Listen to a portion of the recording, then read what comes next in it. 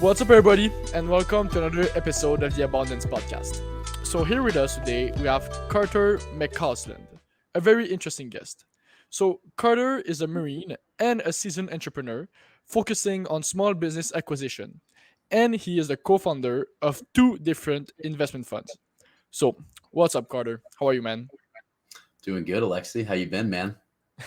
Pretty good, and thanks for coming in.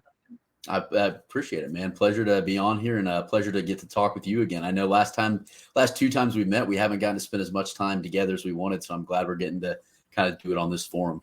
Yeah, for sure, man. So, why don't you start by telling us a little bit about your journey? Maybe you Yeah. can start like where what kind of guy were you in high school and how you went from that guy to the person you are today, a Marine Corp and a seasoned entrepreneur and everything. Yeah, absolutely, man.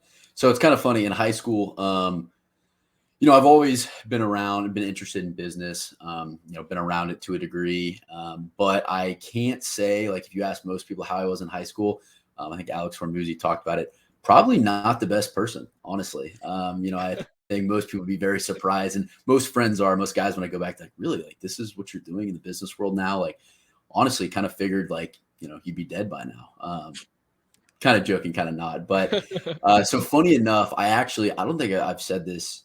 I've shared this with a few people. So my first foray into business actually was, I think it's my freshman year of high school. One of my good friends, Nick Has, calls me up and he's like, "Hey man, I got this opportunity, blah, blah, blah. It's this like pre-workout company or supplement company. What would later be, if you know the name Vima, and it would later, be found to be a pyramid scheme by the SEC. But that was actually my first experience in business, getting roped into a pyramid scheme in high school. So we always we have a good laugh about that one from time to time. But no, so I got to college, went to a military college, Virginia Military Institute. Knew when I was in high school, originally it was I want to be a doctor and then I want to do, be a businessman, whatever. Kind of fell in love with the military.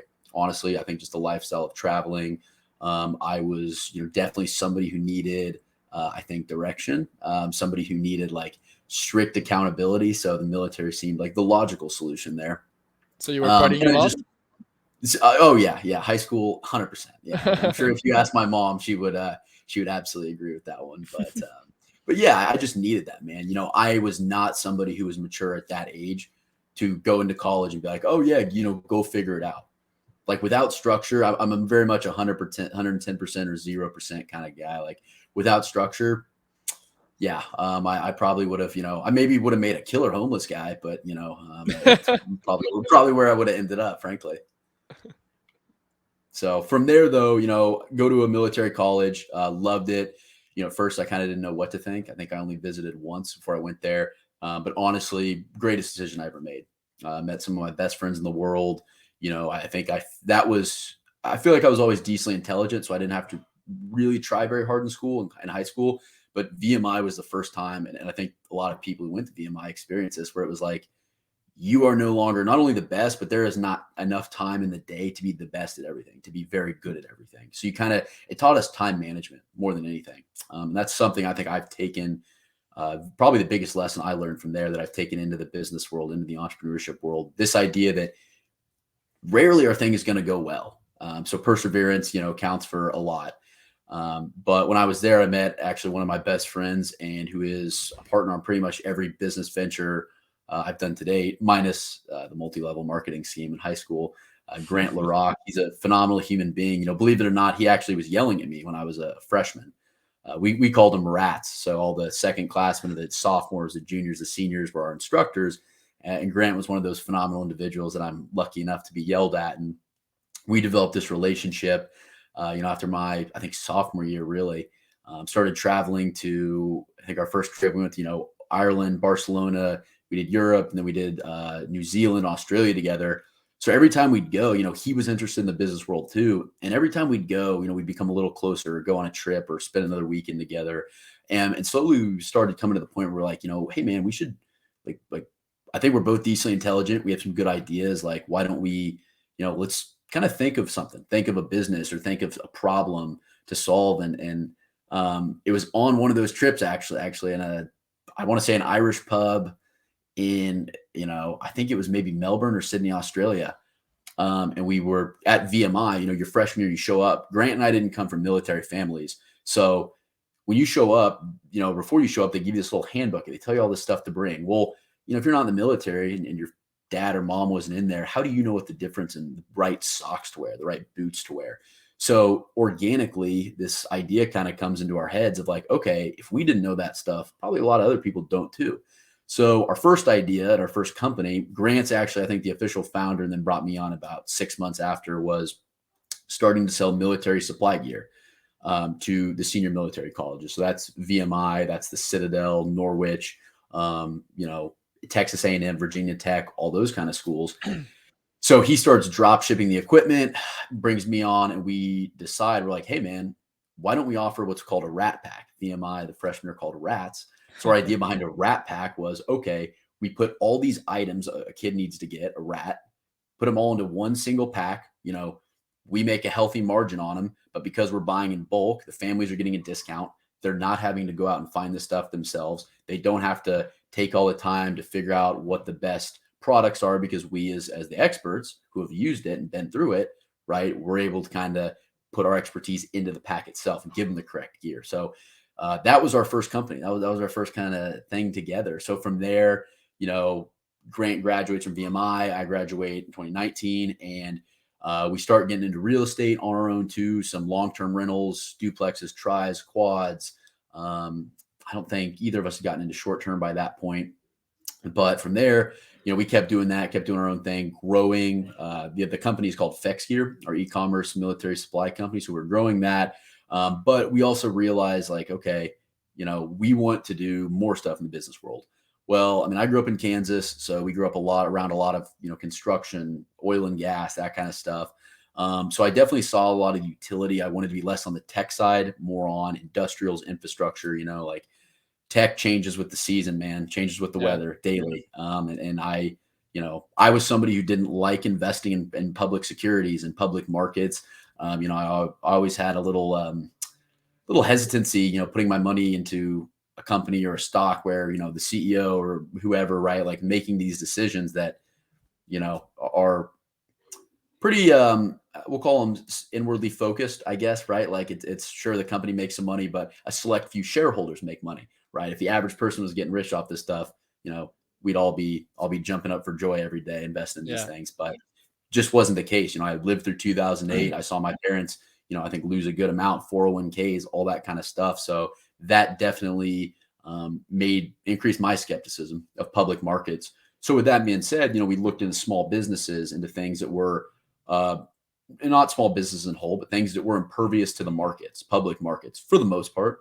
Risk management, nothing's ever going to be 100%, but we really got to the point where we were like, okay, small businesses, right? A lot of these, baby boomers are retiring, they're opening up small businesses, but what kind of small businesses are market impervious? What kind of ones are attractive for EBITDA multiples or for multiples and all that kind of stuff, and in the EBITDA range we want to be in. So we got, we're like, business position, things I grew up around, construction, roofing, HVAC, electrical. We call them boring businesses, things that certainly aren't sexy. If you know Cody Sanchez, she's probably the boring business individual, the influencer, the celeb in that realm on Instagram and LinkedIn and Twitter and all that. So we pulled a lot from her, frankly. And Grant and I kind of decided that's where we wanted to be. We'd meet one of our other partners, Austin Josie. I think I met him through a military business Facebook group or something. So long way of saying, and that's how we got into this space. And now we've been building an investment fund around these small businesses, around small business acquisition as the operators.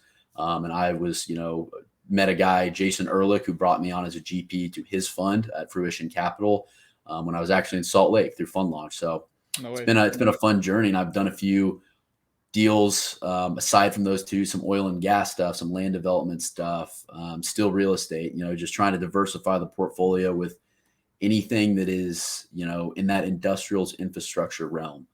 Boring to a lot of people. It's not tech, it's not sexy, but I think in a world where, and we're starting to realize it today, right? A lot of people talk about all the dry powder in the market, right? There's a ton to invest, but LPs are nervous because, it's volatile, it's the recession, whatever. To me, that is an effect of, for years, these LPs betting on just growth, growth, and more growth. Like, we just expected growth, investing in startups and all this kind of stuff because of accounting gymnastics and all this stuff. Even in, public companies, right? You look at these banks that were getting away with fractional lending and all this stuff, and abusing it, frankly. And so now we're at the point where, like, oh no, it's actually not about growth, growth, and growth. It's about, hey, what business has good margins? What business has a good burn rate? What business then on top of those things can grow, right? Mhm. So I think we are in the perfect industry, and it's the perfect time for a lot of these LPs, to come into our world, small business acquisition. I think that's why we've seen the space absolutely just blow up. And I'd say in the past year, but I've even noticed, just past 6 months alone, going to Salt Lake, seeing what everyone at Fund Launch Live was doing around their funds. A lot of real estate funds, as I'm sure you can attest to, right? A lot of real estate, some VC, some hedges, private equity, but nobody in private equity small business acquisition. Well, now when we get to Miami, I'm talking now to, like, there was like 15 people who were starting to do this, who were interested in it. Yeah, there were more. There So was more people in Miami, to be fair.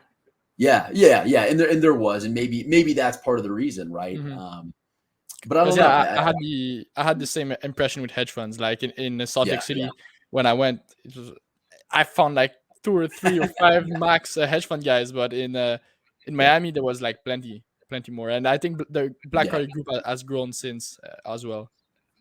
yeah, and that's probably, part of it. I'd like to think, though, it's also because the small business acquisition space hmm has hmm become a little more attractive to people. But Yeah, yeah, and that's how we got here. I think it's a great niche as well. I met someone in Miami that does pretty much the same thing. Like he buys like e-commerce, but that has Yep. like boring e-commerce, and he lives in Tennessee. Maybe you met him. I forgot his Was name. it David Jameson? Is that the name? Yes, it was tall, right? Yeah. I actually Yeah. talked to David. It's a small world, man. So my mother's boyfriend played in the major leagues, was a manager there, and he played with a guy that is one of David's best friends. And David and I then got to talk about rugby, and yeah, it was a small world, man. But yeah, it was a pleasure to talk to him. hmm And you're right. Just buying these boring things, e-commerce, industrials, whatever it is. And It's the right looking where time. people are not looking, I think that's one of the things you're doing, right? Everybody is looking in tech, in AI. Mhm. The eyes of every investors are into these growth field, and now with the current macroeconomic climate, maybe boring businesses that has good cash flow and good profit margin, and like that provides a real necessity to the people, and not some kind of AI new company that just emerged. Maybe that's the place to invest.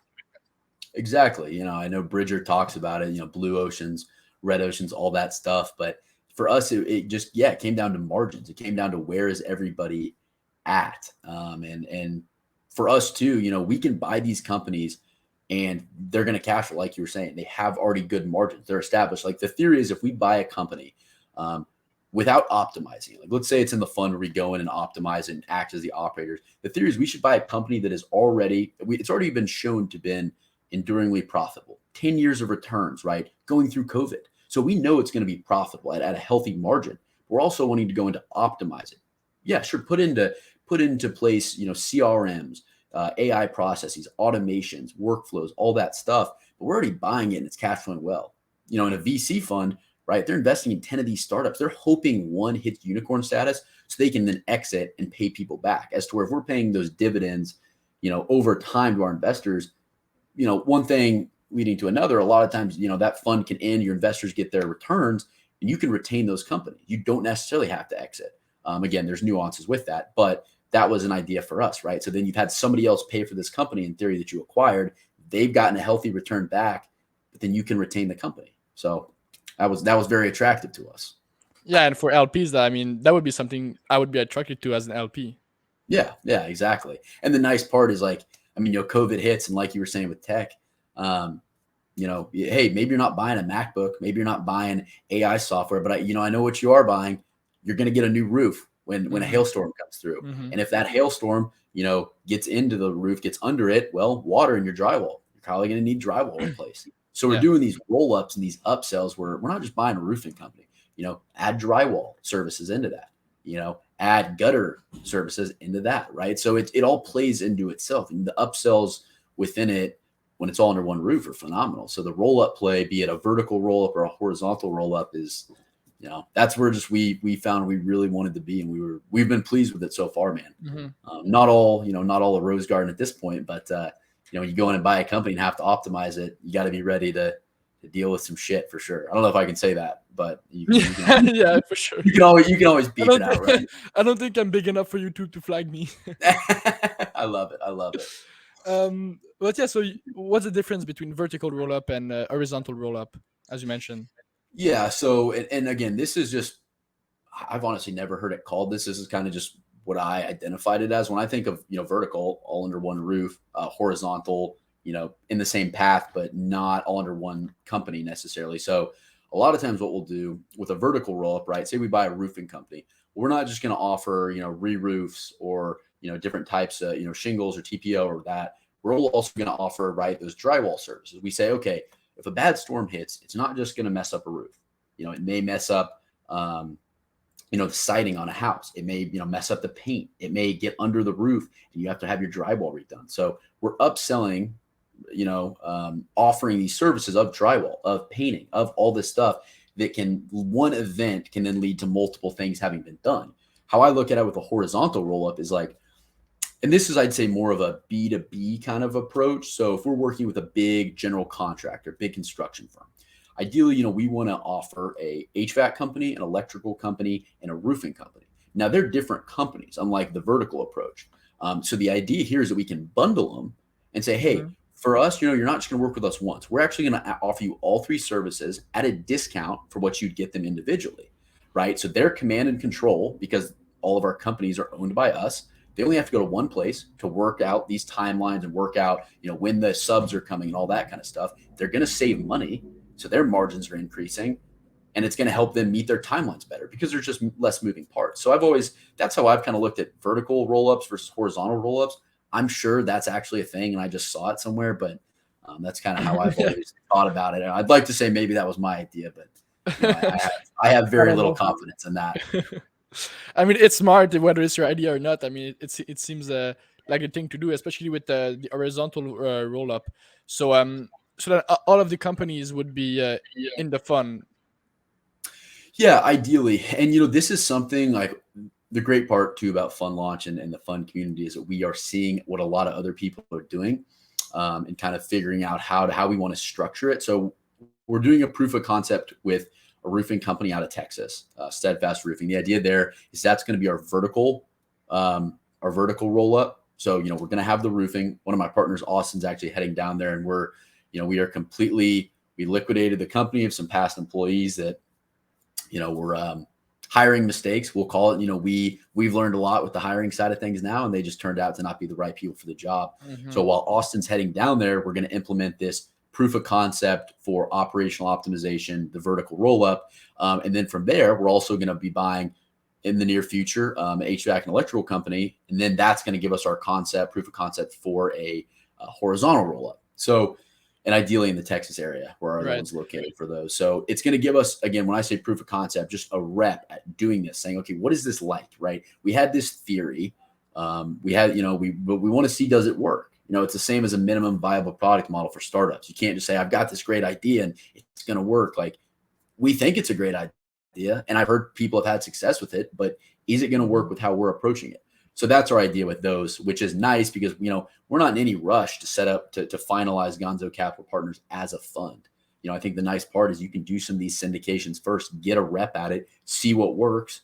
And then the fund, you can always create a fund to then assume these companies, roll them up into it, or buy these new companies, figure out what your investment thesis is, what's your philosophy, what is the exact point at which you want to be. And I'm getting another rep with Fruition Capital, again, doing the self-funded searcher, bringing in that operator, B2B approach. So it's been a trial by fire, man, but I'm getting to see kind of all aspects of this world and really figure out where do we want to be long-term, because we certainly don't see ourselves doing one or two funds. We eventually want to put into place an opportunity zone fund. And all that kind of stuff. I'm not the smartest guy in the world, so I don't think, I don't think tech and VCs where we want to be. Now I'll leave that for the intelligent software engineers, and for you, I'll leave the hedge fund world to you, man. Some days I wonder if I can actually read. So I don't think a hedge fund's where I need to be. I mean, I'm sure I'm sure you can. So We'll see.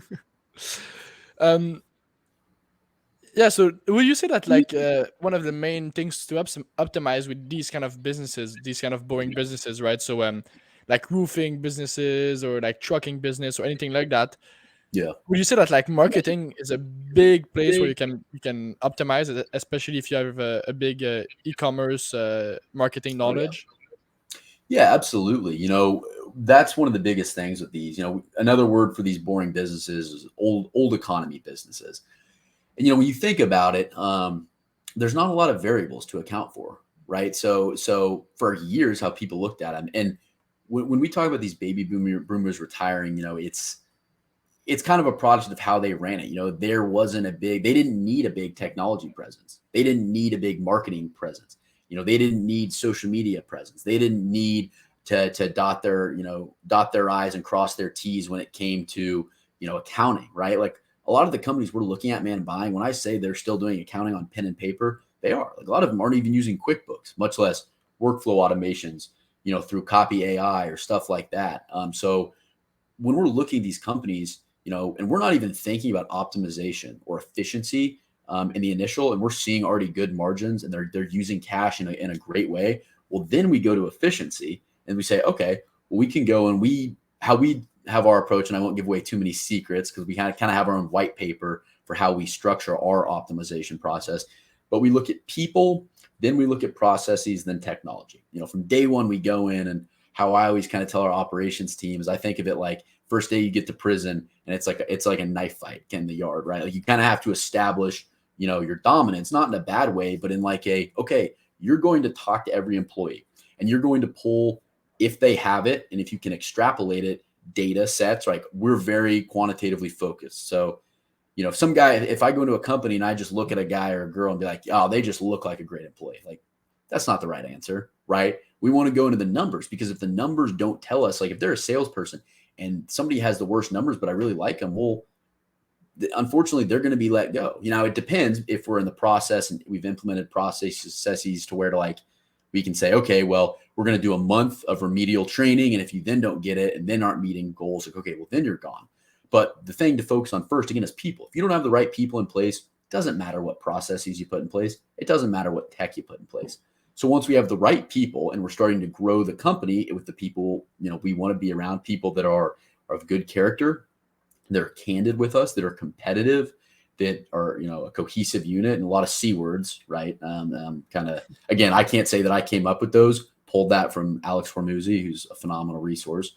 But then you go into the processes. Then we say, okay, we got the people in place. Now we can implement optimized processes. We now, doesn't mean we need to just like completely eradicate the ones in place, because maybe they're working. So there's no need to, just completely do away with them. Maybe we just tweak things here and there. Maybe we just say, hey man, rather than the sales process you're going through, right? Let's implement, again, shout out to Alex Ramuzzi, his Grand Slam offer type thing, right? The approach he has. And let's just retrofit it to roofing. And then we go in to the technology side of the house. Say, okay, how do we marry automated software? Could be hardware, SaaS type approaches with like wearables, transmitting metadata for insurance efficiency. It could be a multitude of things. But then the question becomes, okay, well, how do we marry the technology to the process to create efficiency? And efficiency is profit. Efficiency is, revenue being brought in. So that's how we approach it. Again, if it doesn't fall into people, then processes and tech. That's just not something. And I should say, not if it doesn't. All of the things are generally rolled under, and I think you can put them under one of those three categories. So that's how we approach operational efficiency. Hmm. Yeah, that makes a lot of sense listening to you. And so if we talk a little bit now about the Marine and the Marine Corps, because I'm also really curious about this. So Yeah, absolutely. my partner for my hedge fund, he was in the Navy as well. Oh, Oh, you're in the perfect. Marine, not the Navy. I'm kind of mixing these two up. Hey, But no, honestly, man, we're good friends. We're good friends with them. We like those guys, and okay, they're good people. They're good yeah, people. you're in good terms. All right. So yeah, he was in the Navy, and he was a submarine sailor. Like so yeah, he told me a little bit about it, but I love to hear your experience Yeah, yeah, in the Marine, and how that discipline that was built enabled you to excel in the business world today. yeah, absolutely, absolutely. So, I mean, you hit the nail right on the head. Man, discipline. I think accountability. So again, it starts at VMI. VMI very much laid the foundation for me going to the Marine Corps. Things like the honor system we had at VMI. You won't lie, cheat, or steal in any capacity. Things like that. That was really the bedrock. Then getting into the Marine Corps, going to officer candidate school, going to the basic school, getting into the fleet. Again, I think accountability is the biggest thing, man. As an officer on the officer side, it's showing up for your Marines day in and day out. Being a role model, especially when maybe there's something, you don't agree with from higher ups, or something that you're not super thrilled about, that you really don't want to do, but doing it anyways. And the Marine Corps, again, the discipline, absolutely. The I think the character improvements, absolutely. But the best thing for me has been the relationships. I think in the finance world and in something like that, it's harder to find people you really trust. Not to say there's not friends, there's not people you trust, but in the military, like, you know, the trust factor is massive. I think it's second to nothing. I mean, I truly haven't seen another industry or discourse or whatever where you're that close. I don't know if you played sports growing up or stuff like that, and you think back to, some people laugh at it, right? But you're in high school and how close you are with those guys, soccer, football, whatever it is. Like, that's how it was at VMI. It's how it is in the Marine Corps. You are very close to these people. Hmm. And a lot of people will look at this and say, oh yeah, but like, you got to deal with all the government bureaucracy, and there's a lot of it. Don't get me wrong, but like, that's part of what makes it fun. We always say, if you're not bitching, you're not training. Or yeah, if you're not bitching, if the Marines aren't bitching, they aren't training, right? So like, there's that camaraderie there where they want to complain about what they're doing sometimes, and everybody, but at the same time, like, you come to love it, man. And you Hmm. come to really appreciate the people and the relationships. Like, talking to a guy in my office about it the other day. A lot of Marines will get out, and I've talked to a lot of them about this. And like, wow, I can't wait to be out in the civilian sector. Like, it's gonna be so much better, the freedom, all that. And I'm like, okay, maybe in some aspects, some of the freedom things. Sure, you don't live in a barracks, you live in a house, and you don't, whatever. But what a lot of people forget is the love and the accountability from those people around you in the military. Like, in the civilian world, man, if you're not meeting a certain threshold at a job or whatever, like, you're just gonna get fired. Yeah. Doesn't matter if you're like, oh, my wife's 6 months pregnant, or like, man, finances are really tough right now. Like, a lot of times they don't care. They don't, and they can't. A lot of times that's a product of capitalism and efficiency sometimes. But in the military, it's different. You have a support network. So again, I think the thing that I'll take away at the end of the day, that I'll value the most always, is just the relationships and the people. I've met the best people in my life, in the Marine Corps and the military. So I'm very, very happy. This is what I chose. I'm not sure I would, not sure I'm going to do any more time than I've already agreed to, but yeah, it's been phenomenal to date, man. I love it. Like I said, some days, yeah, sure, they suck, but some days you Yeah. realize how thankful you are for what you get to do. I think it might be the kind of thing where that when you look back at it, y- it's way better in your head than when you were actually in those days Yep. that you had to wake up early and actually do the deeds. Yeah, But now that exactly, you're in exactly. your house comfy and you look back, you're like, yeah, it was fun. Yeah, So yeah, exactly. yeah, so I'm a big fan of David Goggins. Yeah, And he talks a lot about all of the trainings that he had to do in the military, like jumping in mhm, the water with your hands tied, or yeah, like even just the training and there's like some kind of I know it's not gonna be the right word, but challenges that you have to yeah. pass in order to have certain titles. Um, Mhm. so did you do any like crazy training, like jumping in the water with your hands tied, or like some things crazy like that? Like, what was the hardest thing No, to do in the no. military? So no, so Goggins being a SEAL, their training is a little more intense, man. I like to hang out with the desk nerds. That's my job. We're more the guys at the computer, the guys and girls at the computer. Okay. But no, there's certainly, like, dude, we have some people who've done some awesome stuff. I mean, guys at my unit, guys and girls who have done some cool training. They've gone to a school, survival, evasion, resistance, and I forget the other one, SEER school. A lot of my buddies who are, SEALs or Green Berets or Marine Special Operations, or Marine infantry guys or CI human guys. Like, there's some, and guys and girls, there's some phenomenal people, but no, I'm more on the nerdy side, the boring, like I said, party planning, computers, windowless rooms. That's more the intelligence field. But a lot of my good friends who've gotten to do that stuff, and I commend them. There was a point, I think, very early on, that's what I wanted to do. As I got older, a few more injuries, all that. I just the desire wasn't there as much for me anymore. Hmm. Honestly, props to David Goggins for waking up every day and being that motivated and all that stuff. But yeah, that wasn't exactly my kind of jam, or where I personally wanted to be. I feel that way. I think about the business world, the entrepreneurship world, but when I think about doing it, or even when I was in Quantico, Virginia, and we were picking jobs, the desire for me to want to do infantry or go sleep out in the field for 2 weeks at a time, it wasn't there anymore, man. I was like, Yeah. what sounds nice? My bed, my house, computers, but that was just because, again, I saw the value on what I wanted to do after the Marine Corps, Hmm. this kind of stuff. And it was just about the skill set that made the most sense, man. I Yeah. know a lot of buddies who are, again, doing the cool stuff, and that's what they wanted to do, and that's all they want to do. And that's, hey, whatever kind of floats your boat, man. Hmm. So you were never released, like in some kind of battlefield in some other countries? No, that is, for the most part, I mean, the ending, us pulling out of Afghanistan most recently, there's not a lot of conventional conflict right now that the U.S. is involved in. Most of what we are involved in are counterinsurgency operations. So those are going to be, your special operations guy. In the Marine Corps, we call them MARSOC. Navy's got their SEALs. Army's got the Green Berets, Ranger regiments. Who am I missing? Air Force, PJs, ALOs, those kind of guys and girls. But no, I haven't. And it's something I think everyone that's part of why you join, is the preparation that could happen. But I'm not. I'm ambivalent towards it, man. One way or the other. Like if I'm serving and that's what was to happen, like yeah, of course I do my part. But yeah, I mean I can't say I'm like that's what like I want to go to war. I want to go do that Yeah. I stuff. mean, A lot of people have that mentality, but that's just never really been my mentality. But no, luckily I haven't had to go anywhere and do that.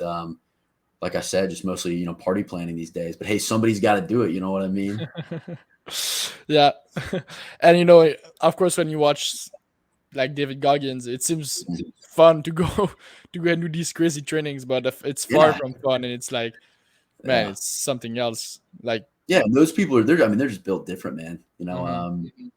Yeah, it's just some people that you look at and you're like, people that you look at and you wouldn't assume that's, their special operations, whatever that looks like in a person, right? But like, you just see these people that are so mentally tough. Like, it's inspiring, man. It's awesome. It's awesome to be around those people. Hmm. And it makes you feel pretty good to know that, oh yeah, we go to war. Like, yeah, man, these are the people that are heading out for us. So I'm not too worried about who's on the other side of that. Yeah. Yeah. I'm glad to have David Goggins on our side, man. I think he could talk a hell of a lot of people to death, and just that kind of thing. Yeah, I'm glad to have him on our side too. I don't think he fights anymore, but Yeah. I think he's since retired from the Navy, but yeah. the message is good. I think it's inspiring to a lot of kids who this is where they want to go, Hmm. and the motivation factor, of course. It's motivation is I'd say discipline's what gets you going in the long term. Motivation's kind of a fleeting Yeah, I agree. thing. Most It'll people come and say, go.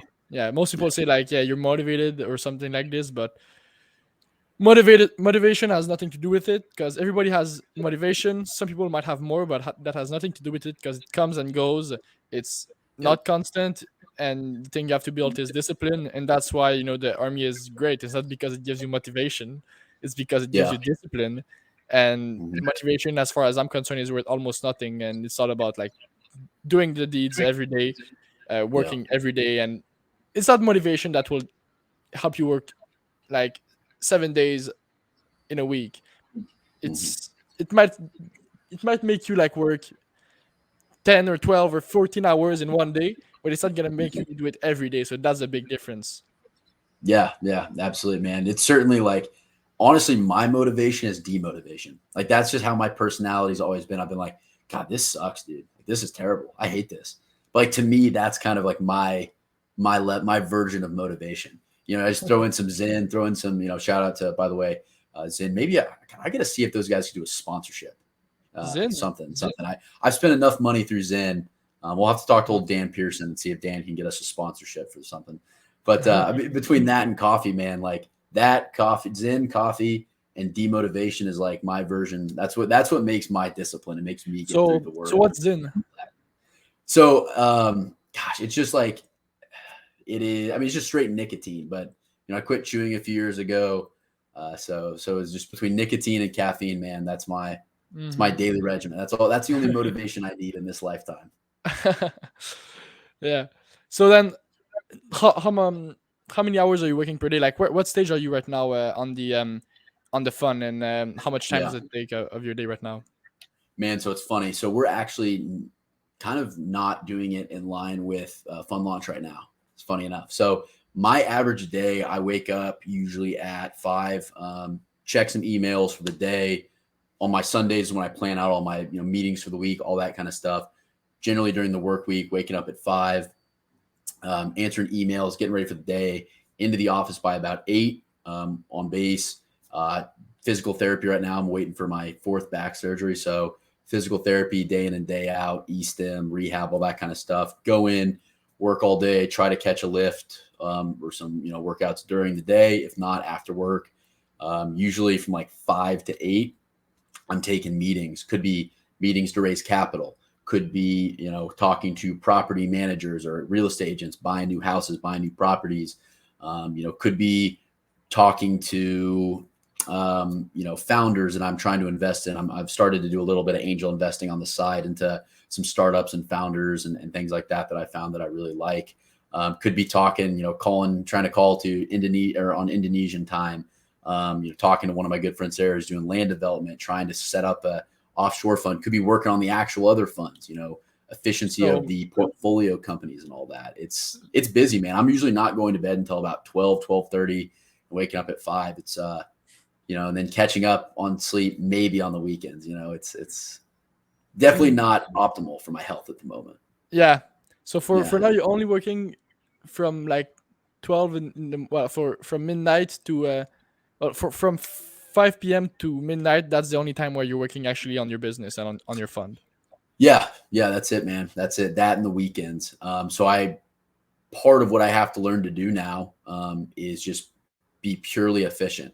I know a lot of people talk about task organization and efficiency and all that, but like, if it is not a revenue generating thing, like I have to look at my board and my calendar and say, okay, what is going to generate revenue the quickest, right? Like, is it going to be me trying to talk to a new founder, or is it going to be me taking the time to go into our operational white paper and parse apart what's best to implement and what we should implement, what we shouldn't, and all that kind of stuff. So that's kind of how I break it apart. I think everybody has their organizational tools for their task accomplishment, all that kind of stuff. But I just straight up ask myself, rank them, most important to least important. What actions lead to the most revenue generation? And if it's, and sometimes I'll be surprised, and what ends up being highest priority and stuff like that. So that's kind of how I take the whole mysticism out of it. Like, oh, maybe I want to do this one because it seems like an easy or a fun task. So I just kind of take the guesswork out of it, man. I do that, throw it into my motion calendar, and then it'll rank the priorities. And I know I don't really have to worry then about what I'm doing next. I kind of know exactly what's going. And before I know it, it's time to go to bed and do it all over again. Yeah. That's a hell of a routine, man. So, I mean, why don't you just spend less time on your physique and more time on your business? Well, I appreciate that. I've definitely noticed at 27, it's harder to stay in shape. This is probably the most time spent out of the gym. So, no, I agree. Trying to still get something in, man. Coming back from surgeries, the older you get, like it's a different world. In Miami, you seem fine. Well, I appreciate, I held in the pain pretty well. But my last one, well, what should be one of my last ones is they essentially they don't cut the nerves, they burn the nerves in your back. So you can't really feel it as much. The discomfort, it's just kind of constant right now. So hopefully after this one, I'll be, fingers crossed, it'll be one of the last ones I actually need. And did that happen in the military? No, so funny enough, it actually happened playing rugby. Um, yeah, playing rugby, and I think just a lifetime too of like sports and football and baseball and wrestling and Mm-hmm. living, just your friends, dudes, young guys, right? Like you're wrestling, getting into fights, you're doing stuff like that. So I'm sure it all adds up. I'm sure the military added some degree of it, but it's not like I've been doing it like for been in the military for 20 years. I know some guys in my office who've been in forever, and they have much worse injuries than I do. Mine was just kind of a unlucky rugby and accident stuff like that. Ruptured a hamstring, herniated some discs, and all that. Mm-hmm. Right. And so yeah. So when did so you did a lot of companies. When what was the first company where things really started to go well? Was it directly when you started to drop ship military equipment? Like what kind of revenue was that bringing in? And like yeah. Yeah. So no, I would say, man, the first company that started to do very well was probably Steadfast Roofing. Honestly, so it's funny. The e-commerce company, we was our first company started, but it's definitely still our least, our slowest revenue generator because the market is just much smaller. Only the senior military colleges. There's a really truly a finite number of people. It's a very very niche market. So the revenue was decent there, but the roofing side of things with Steadfast Roofing in Texas was really, I'd say, our first large success. I had obviously cash flowed a few rental properties since or before that, in between the e-commerce company and this, but that was really the first time where we were starting to bring in some bigger money. And again, we have since you got to take a few steps backwards to maybe go an inch forward sometimes. So we've had some ups and downs already with that. We've had to let go of a lot of former employees.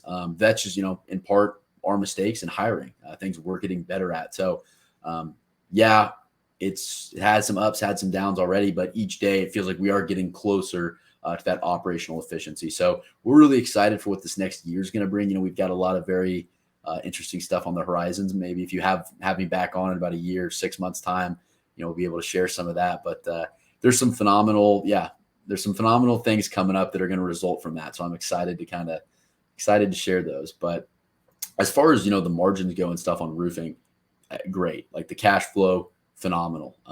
Getting a lot of projects that are bringing in, that are going to do 150, 200K in revenue, commercial jobs for us, stuff like that. Residential jobs are a little smaller. You're talking more to like, I'd say 10 to 20,000, 5,000, maybe if it's an insurance job, stuff like that. But yeah, man, it's a good business to be in. People are always going to need roofs until we figure out, how not to do that. And I don't know if maybe AI can handle that, and we don't need I roofs, doubt we it. don't need HVAC, electrical. But right now, I feel pretty confident that we're in a good spot with that from a sustainability Yeah, until we perspective. build a magnetic field for our homes, I think we'll need a roof.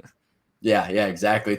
It's funny, right? Like you think about AI, and I guess I just never thought too deeply about it, but it seems that the first jobs to go are going to be more of the white collar jobs, Yeah. right? More of your doctors and your lawyers. Although I saw that Well, lawyer out of New York yeah. City, right, who used Chat GPT and lost his license or something like that. So maybe it's a little further off than Maybe I thought. lower end white collar jobs. Yeah, definitely. I think you're right. It's a good skill to have though too, man. I was talking. I saw the whole writer strike thing, and rather than seeing it as this negative, it's very surprising to me that a lot of these writers aren't like, well, hey, maybe I can use it to be more efficient in my writing, to move quicker, to write more scripts, to flush out more ideas. Hmm. But I guess everybody doesn't see opportunity and advancement that way. Yeah. I mean, I guess it's still just a tool, right? So you'll still Yeah, need these people for now until maybe once it'll be better. Because right now it's still limited. Like you cannot do everything, especially like I'm talking about like coding. Like in hmm coding, we're still waiting to have a more proficient, like maybe ChatGPT 4 will be better. And the information that you're getting is not, it's good most of the time, but you cannot trust it. Like sometimes it invents things from scratch, information that doesn't exist. So you still have to take it with a grain of salt. definitely. Yeah, all in good amounts, healthy amounts. Always double check, and yeah, I think it's something to leverage, but not a replacement quite yet, at Yeah. least. And so in the roofing company, is it are you an investor or did you fund it from scratch? And like how much equity do you have? Yeah. No, so we actually bought it in full from a gentleman out of Texas. So we bought it for I think $3,000 down. Actually, seller financed. $3,000, Yeah, yeah. the So we whole seller company? financed 62,000 of it. So that's another thing with these home service based companies. You talk about valuations and buying it. Well, keep in mind a lot of times with the roofing company, maybe there's one or two W-2 employees. There's generally no inventory on hand. So when we talk about typical valuations by brokers or private equity funds, like it's very hard to value these companies. So you couldn't take this traditional broker for some owner and get what he wants out of it, even if he's bringing in 400K in revenue. Because if he's the single operator and he has subs, well, he leaves, the company's not worth anything. At that point, Yeah. you're just buying a name. So what it allows you to do is to go in and negotiate phenomenal seller financing deals with these people, right? Because again, our target operator that we were wanting to buy from, I'd say it's a 60 to 70-year-old guy out of the Midwest or the South who runs this company. They're not very efficient. He's getting ready to retire. He doesn't necessarily care if the company, turns into this. It's not like he's not the ambition stage of life anymore necessarily. I'm not saying older people don't have ambition. I'm just saying he's at a point where he's ready to retire. He wants to cash out a little bit. So, what we do is we're like, hey man, I'll be honest, you're not going to get really anything for this if you go through a broker. So what we'll do is we're going to give you, you built a great name, a great reputation.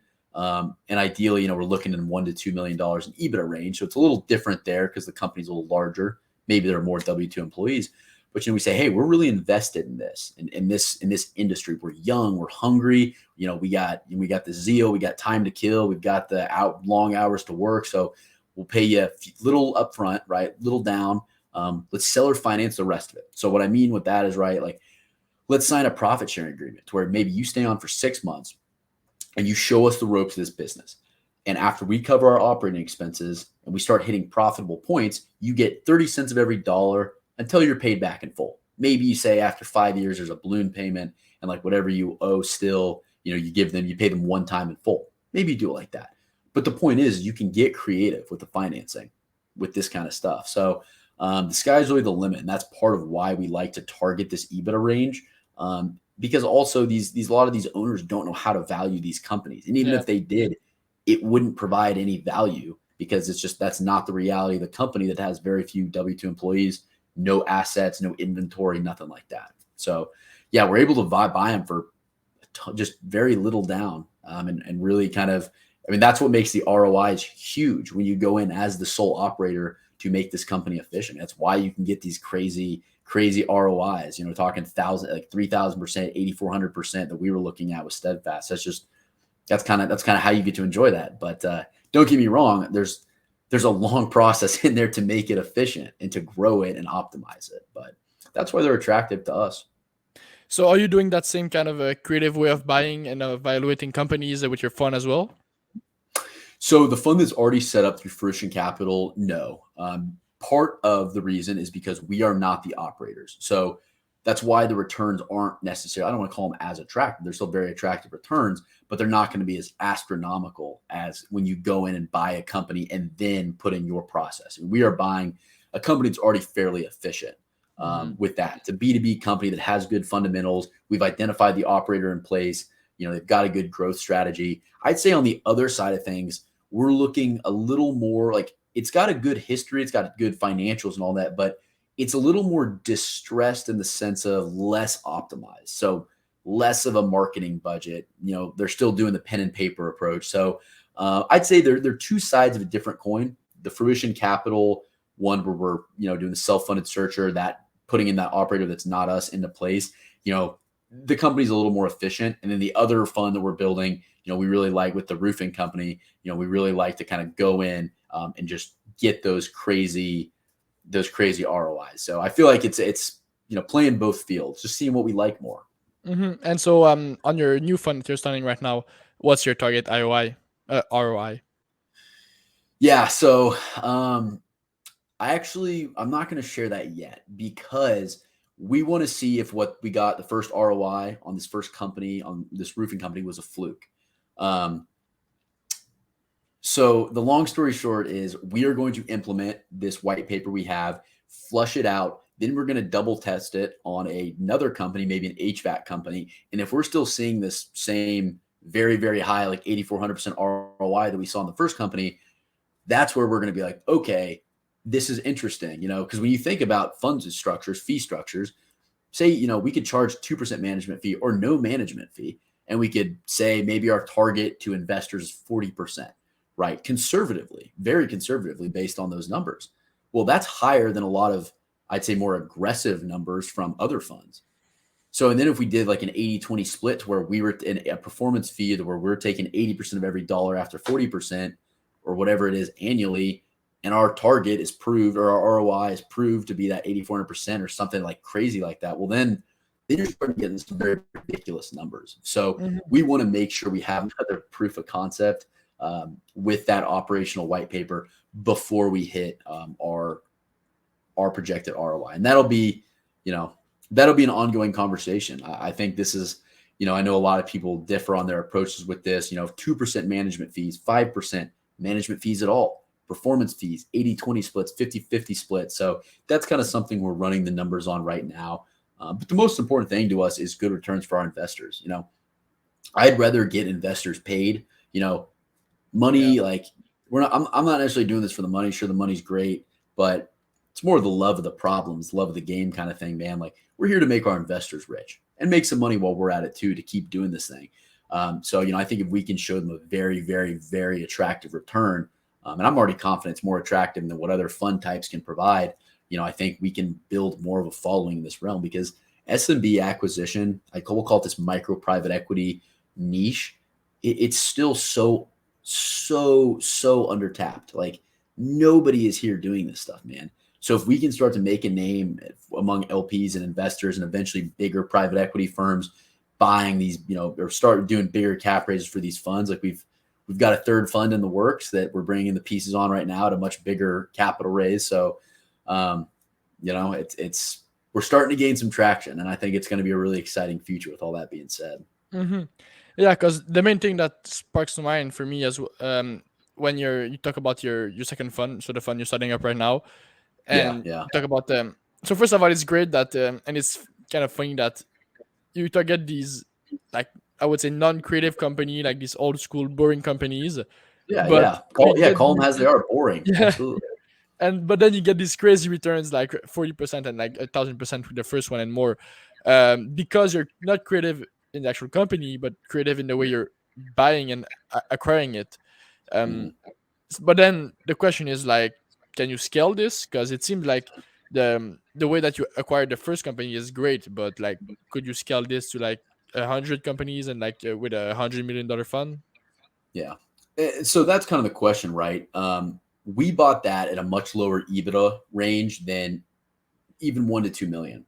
So to your point, could you do this? Like if we're talking buying 1,000 companies at the first EBITDA range of, maybe it's worth $80,000, and we're talking about we're doing a $60 million raise, maybe we would have to buy a lot more companies and have a lot larger team. I'd say it'd be more of a Jim Launch, Alex Hormozy in the early days where they're going in and optimizing it themselves.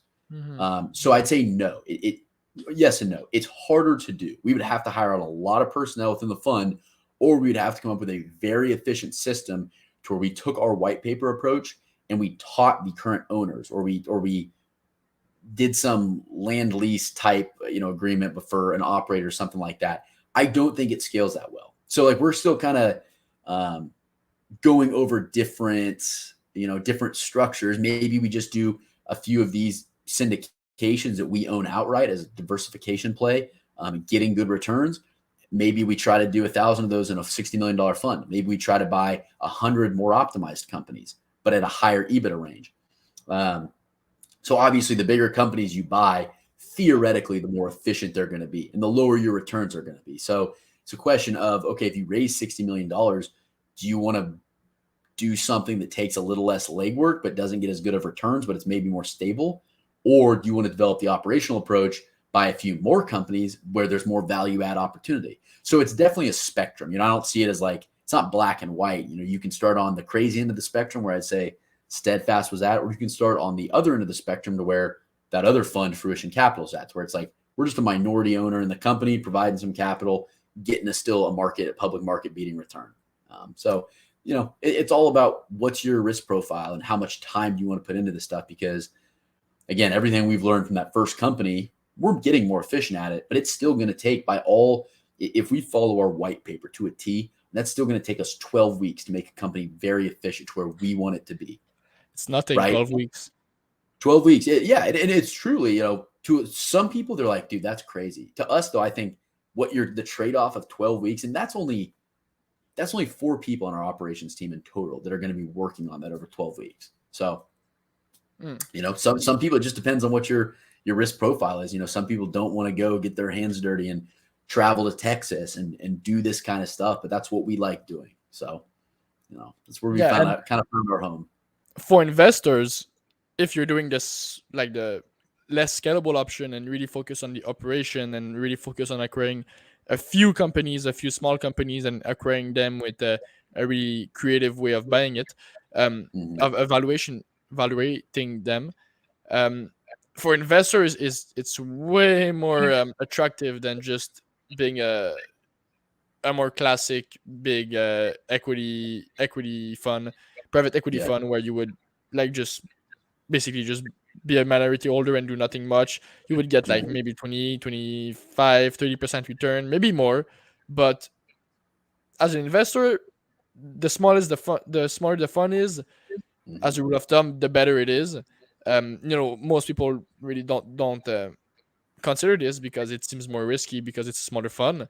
But when you look at the actual numbers, like small fund outperforms big fund by a large number, Yeah. and Yeah. it's extremely easy to understand, like when you think about it. Mhm.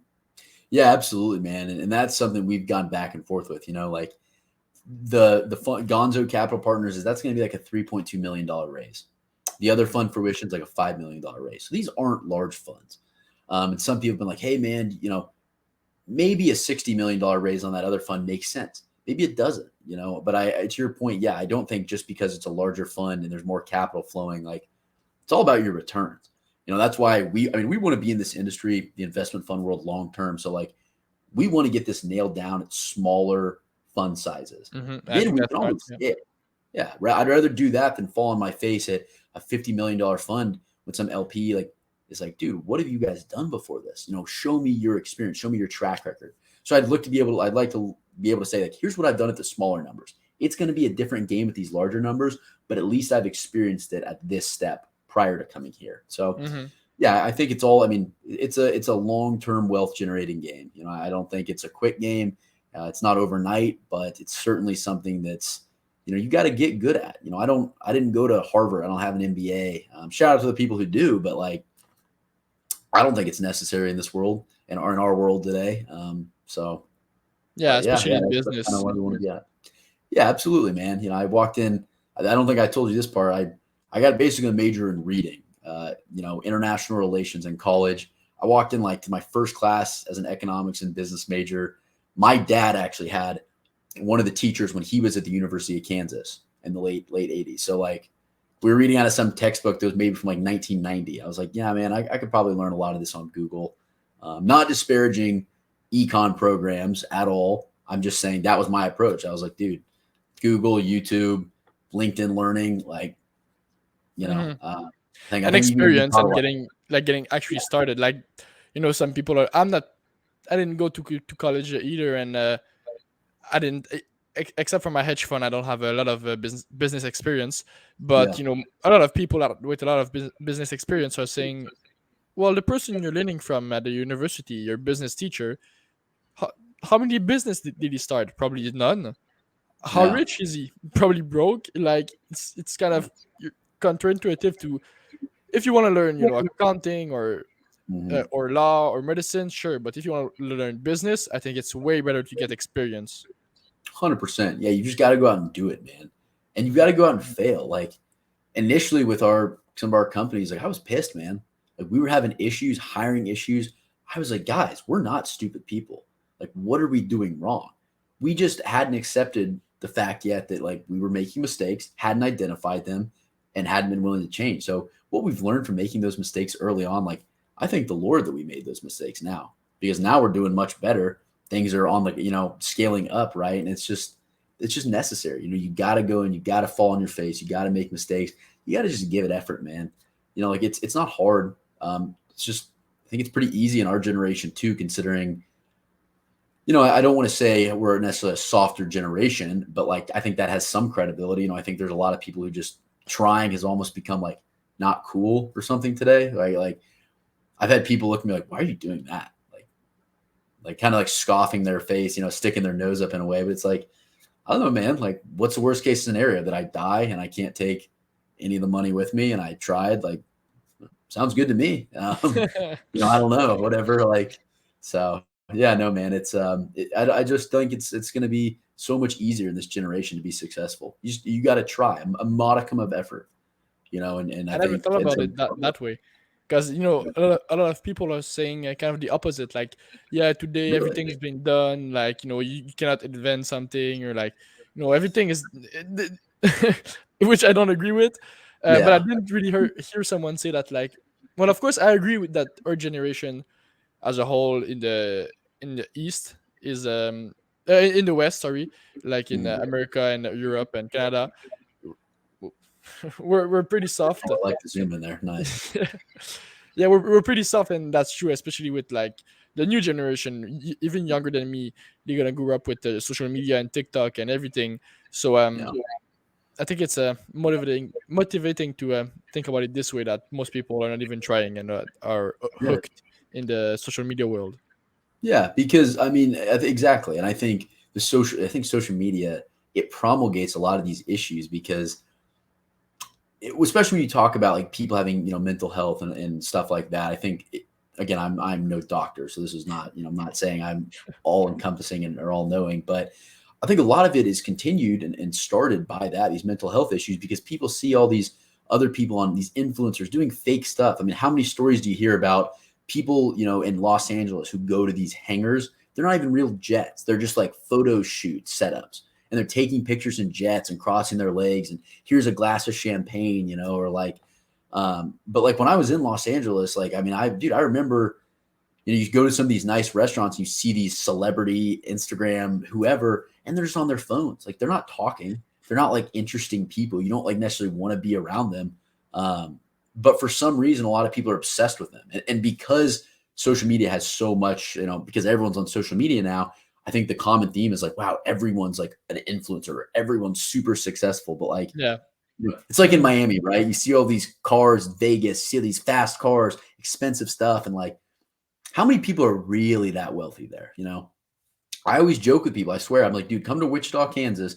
The Koch family, the Ruffins, all these people who you would never know have all this money, man. Midwest, and it's huge. Like you would never know these people have all this money because they don't flaunt it. It's not your Vegas. It's not your Miami, all that. Hmm. So it's the same concept. I think social media, fast lifestyles, all that materialistic stuff. I mean, it will fade with time. But it's just making kids think that everyone is so much more better off or so much Hmm. better off than they truly are. It's Yeah, smoke and mirrors, man. that's true. And most of the time when I think about social media, I mostly think about the time that it wastes. You Yeah. waste a lot of time, and it's bad because you cannot focus. Your mind is all messed up because of the dopamine and everything. But I don't even think about the other factor, which is a big factor, that you see all of these people flexing, and they're not even wealthy, but when you're on social media, it seems like everybody has a great life, everybody's wealthy and everything, Yeah. but really they're not. And actually, in 2023, as soon as the year started, I quit all social media, except LinkedIn. Very nice. And Very nice. I love that, man. I love I'm it. still on YouTube because sometimes I watch YouTube videos, and Absolutely. I do, Absolutely. yeah. But I kind of forgot that was also a part of it. But I mean, for people listening, I recommend it a lot. Just, it's not even hard, because it is hard when you don't take that, like the when you don't burn your ships. But Mhm. just one click and you can delete your Instagram account, and then one click and then you can delete your other accounts. So really, Mhm. it's like one click, and it's so worth it because you feel free. Yeah, dude, I did it for, God, I want to say like half a year, and it felt like a weight was lifted off. And I think now that I've opened back up some of my social media accounts or started new ones, I think it just means a lot less to me now. that Mm-hmm. I took that time off. So now I'm kind of like, I'm checking it because, hey, Instagram's got some great news stuff or some great, quick courses or stuff like It's a that. Twitter, hey, great news clips and what so on and so forth. So it's a yeah, I great think read. deleting exactly. And I set limits now too. I set, like 5-minute limits on each Mm. social media Yeah, app. that's nice. Yeah, besides LinkedIn, which is sometimes you have to be on a little more than the others. But even that, I'd say I set a 5-minute limit. And I only respond to the things that are super important, and be Mm-hmm. made much easier. Yeah. So unfortunately, I try to keep my podcast as at 60 minutes. So we already are a little bit. We already went a little bit above that. But man, thanks for coming in, and it was great Absolutely, man. talking to you. It was great conversation, great interview. And if you feel like you have anything, any major steps you're gonna take, or any turning point that you're gonna have, and you want to come back on the podcast to talk about it, you're more than welcome. Absolutely, man. Alexi, it was an absolute pleasure, man. Again, I'm glad we got to do this. Would have loved to have spent more time in Salt Lake or Miami, but we'll get together. We'll get together again here soon. Yeah. Some stuff coming in the next 6 months, year. So we'll have to get something going on as well. Then I'd Hmm. appreciate that. It'd be a good time. Yeah, for sure. All right, Yeah. so thanks for listening, everybody, and have a great day. Have a good one, guys. Thanks for tuning in.